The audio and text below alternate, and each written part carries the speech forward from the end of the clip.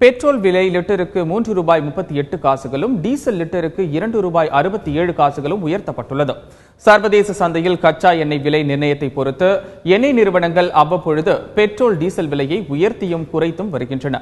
இந்நிலையில் சர்வதேச சந்தையில் கச்சா எண்ணெயின் விலை உயர்வால் பெட்ரோல் லிட்டருக்கு ₹3.38 டீசல் லிட்டருக்கு ₹2.67 உயர்த்தப்பட்டுள்ளது. இந்த விலை உயர்வு தற்பொழுது அமலுக்கு வந்துள்ளது.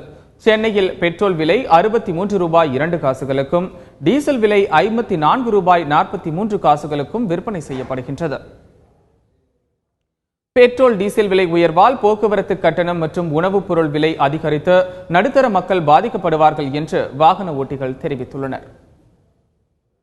பெட்ரோல் விலை ₹3 ஏற்றுறதுனால எந்த ஒரு பாதிப்பும் இல்லை அப்படின்றது சொல்ல முடியாது. ஏன்னா மறைமுகமாக உணவு பண்டங்கள், டிரான்ஸ்போர்ட்டு, அது இதுன்னு நிறைய எல்லாருமே மறைமுகமாக நிறைய பாதிக்கப்படுறோம். நடுத்தர மக்கள் தான் இதில் முக்கியமாக பாதிக்கப்படுறாங்க. இந்த நடுத்தர மக்களுக்கு என்ன பண்ண முடியுமோ இந்த அரசு கண்டிப்பாக பண்ணட்டும். நாங்களும் பாதிக்கப்படுறோம், மக்களும் பாதிக்கப்படுறாங்க. இப்போ கூடுதலாக வாங்கும்போது நாங்களும் சவாரி ஏற்றும் போது அதிகமாக தான் ப்ரைஸ் வாங்க முடியுது. அதனால் மக்களும் பாதிக்கிறாங்க, நாங்களும் தான் பாதிக்கிறோம்.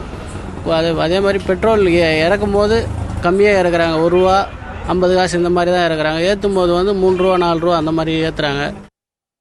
பெட்ரோல் விலை உயர்த்தப்பட்டதை தொடர்ந்து சென்னையில் பெட்ரோல் நிலையங்கள் முன்கூட்டியே மூடப்பட்டதாக வாகன ஓட்டிகள் தெரிவித்துள்ளனர். விலை உயர்வு அறிவிப்பு வெளியான சில நிமிடங்களில் பெட்ரோல் டீசல் இருப்பு இல்லை என கூறி பெட்ரோல் நிலையங்கள் சில மூடப்பட்டு விட்டதாக அவர்கள் குற்றம் சாட்டியுள்ளனர்.